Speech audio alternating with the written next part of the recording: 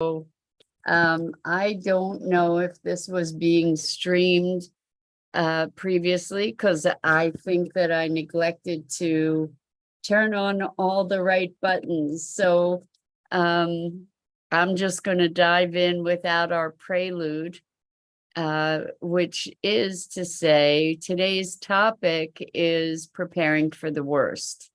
Hello, Rosalind. Sorry about that. I am guessing that it wasn't streaming until just now because I forgot to turn something on. Anyway, I apologize for that. Welcome. It's great to have you here. Thank you for hanging in until I showed up.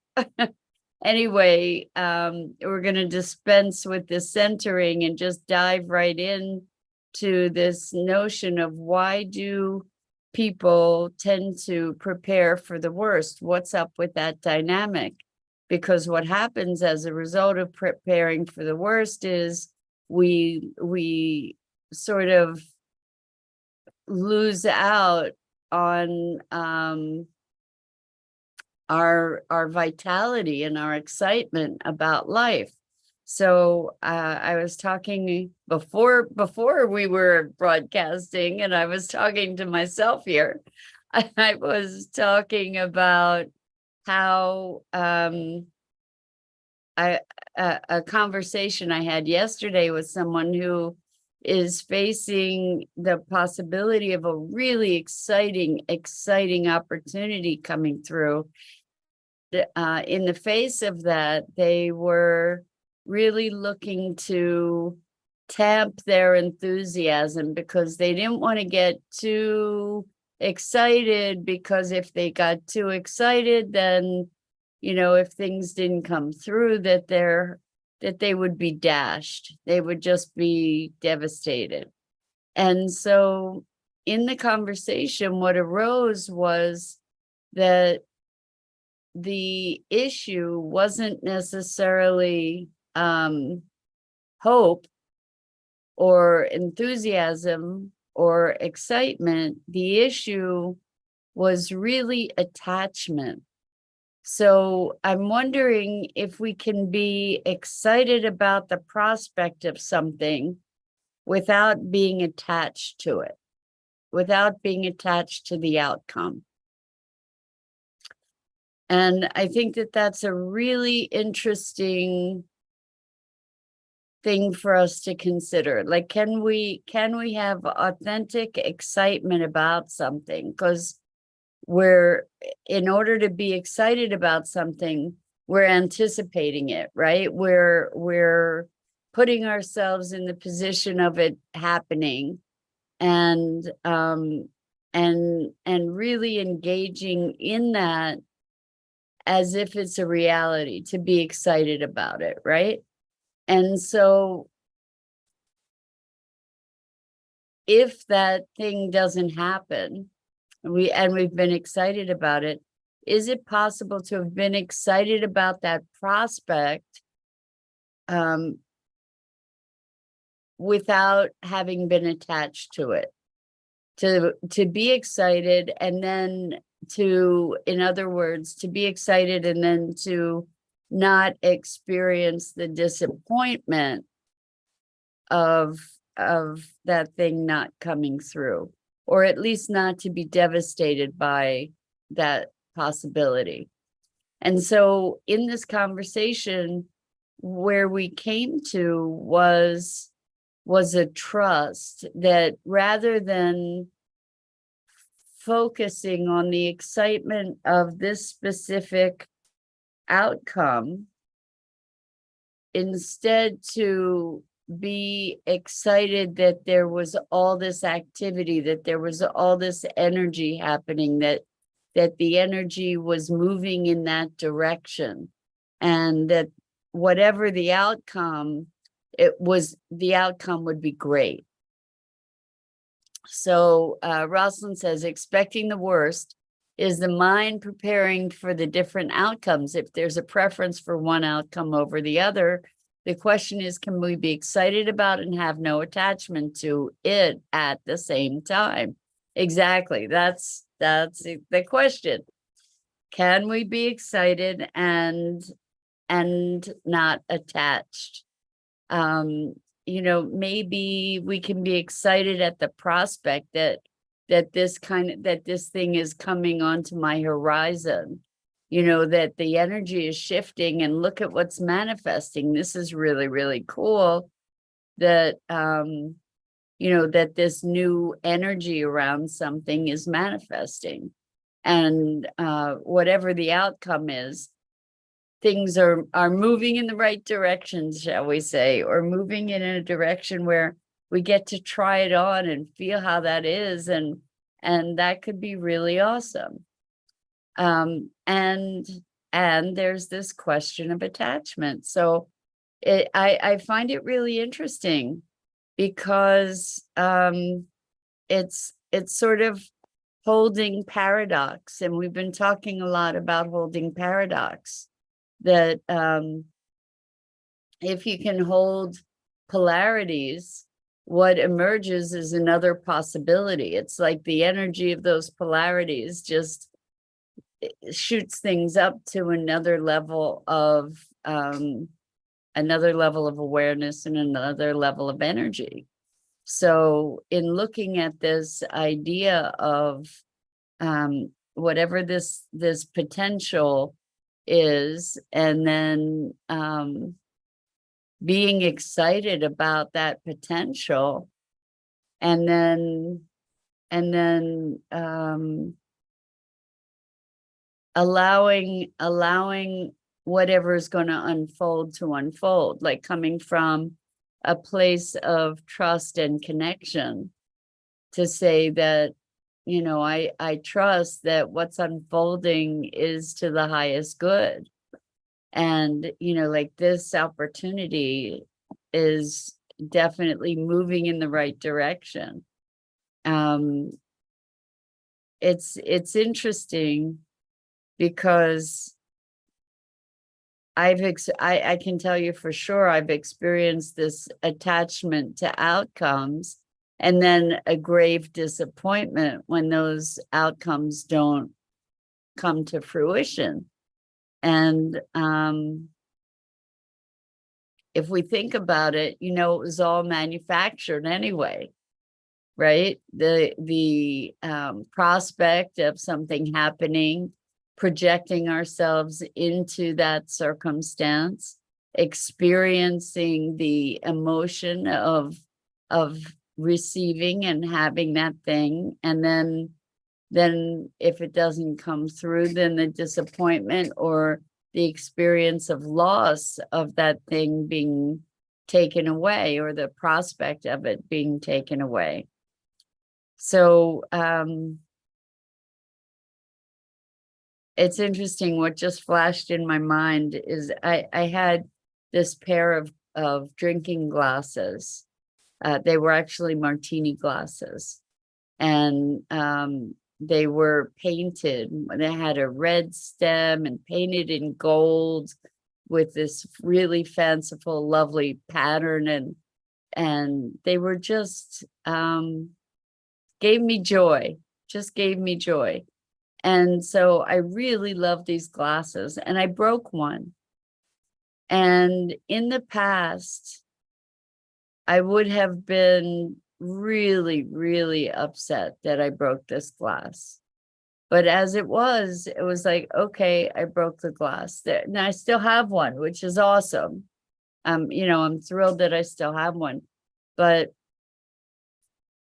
I was able to really enjoy and appreciate that glass, and also not be attached when I broke it, or not too attached, shall we say. Like, I wasn't devastated. And part of maybe why it didn't impact me so much is that I still had this other glass. But the thing is, ultimately, it's a glass, right? Ultimately, I got tremendous joy out of it when I had the opportunity to use it, and then it wasn't there anymore, and I was able to appreciate it and also have a nominal attachment to it.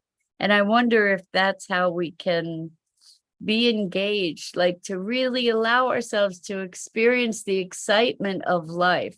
Because I think what we do is we protect ourselves from disappointment at the expense of vitality, at the expense of really being excited about something. Like little kids get really excited, and how wonderful is that, to have that sense of joy and engagement and participation and delight. We deserve to have delight, right? And so the thinking about the thing is, if we can, maybe even if we can just enjoy the thinking about the thing and recognize that it's the thinking about the thing that we're enjoying. Like right now, anticipating having this fantasy about whatever it is, about your perfect home. I mean, we know that that's part of the art of manifesting, is to be envisioning these things, is to be presencing ourselves to them with an emotion of the experience of having that thing, right? Not of wanting that thing. That's a whole different energy, because the energy of wanting is affirming that we don't have it, right? Versus the experience of imagining what it'll be like, or what it is like to be in that state or in that place, to be in the receiving of it. So there's a fine line. The wanting is very much defined by attachment, I think. Maybe that's the distinction that we can make, is that the wanting is defined by attachment. Because I'm yearning for something, and the wanting is saying I don't have it yet, versus envisioning myself in that state, having that freedom, having that flexibility, having that pleasure, whatever it is, to be able to actually experience it now. Then I'm getting the benefit of the thing, even if I don't have the thing, right? Or I'm getting the benefit of the circumstance, even if I don't have the circumstance. Does that make sense? So I wonder, like this idea of protecting ourselves. I'm not going to let myself get too excited, because what if it doesn't come through? Well, then if it doesn't come through, it doesn't come through. And if it does come through, either way, you've missed out on the excitement of the prospect of having whatever that was, or enjoying it, or living into that different sense of beingness that was available. And I think that that's the whole point, that this whole excitement thing, or tamping down that excitement, it's all about how much vitality we're going to allow ourselves to have. It's like a dog splashing around in a puddle. That dog's digging that puddle. I mean, having just the time of its life. And we don't, as adults, we sort of condition ourselves out of that like little kid excitement, delight.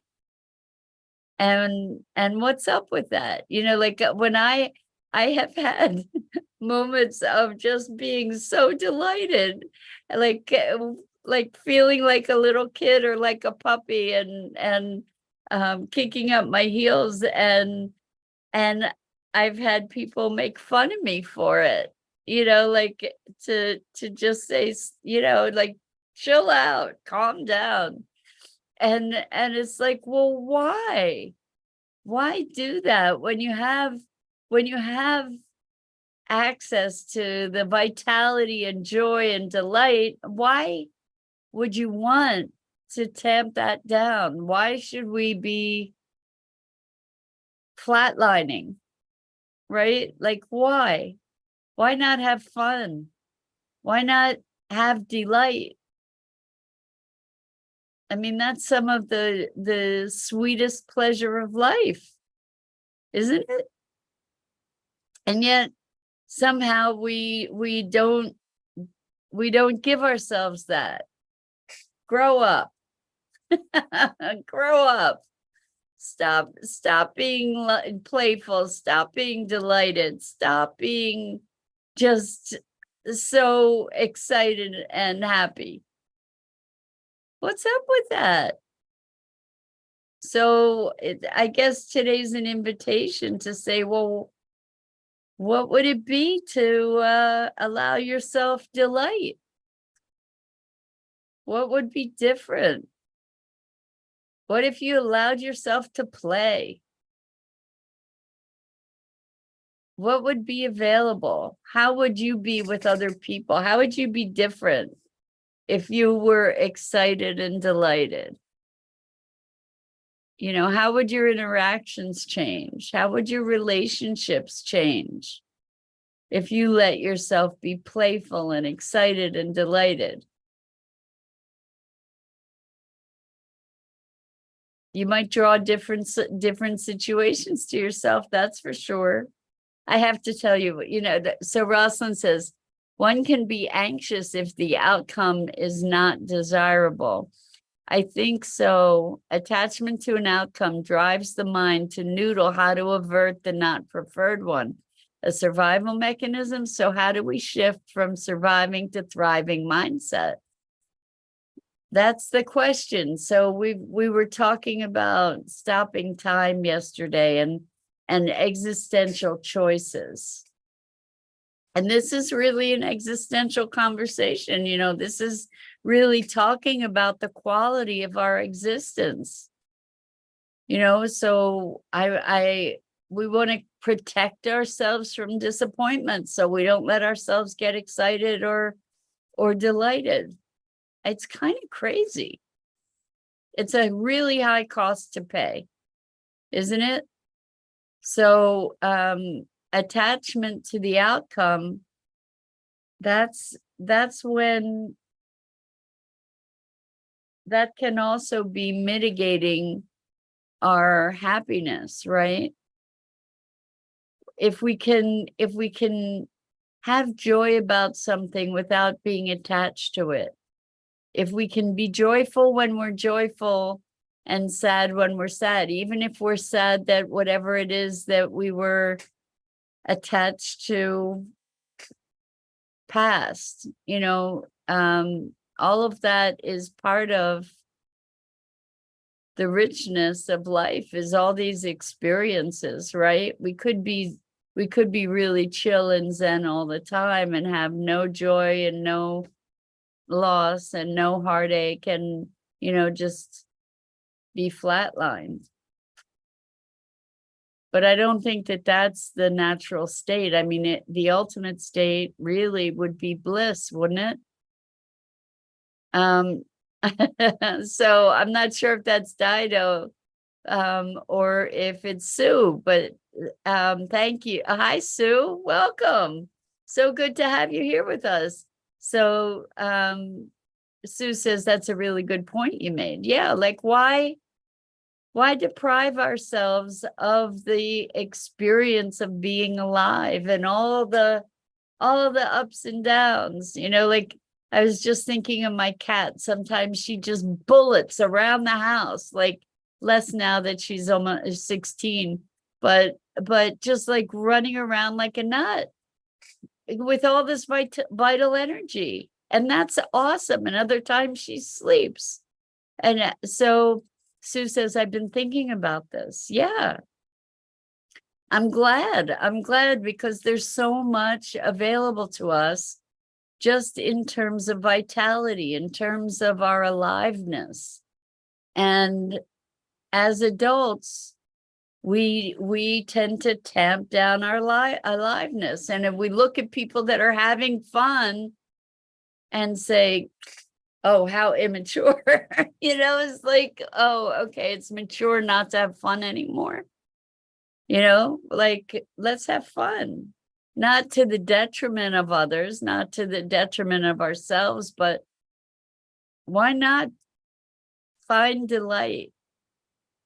Why not? So with that thought, I'm going to wrap it up for this morning.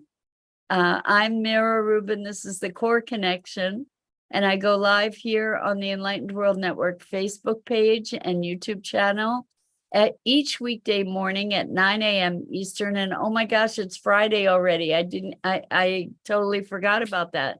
So I will not see you this weekend, but I wish you a wonderful weekend and take joy and play into the weekend. Why not? And really, like, allow yourself to kick up your heels and experience the delight of real engagement. So until next time, I invite you to check out all the awesome programming on Enlightened World Network, Enlightened World Living, EWN One with the Earth.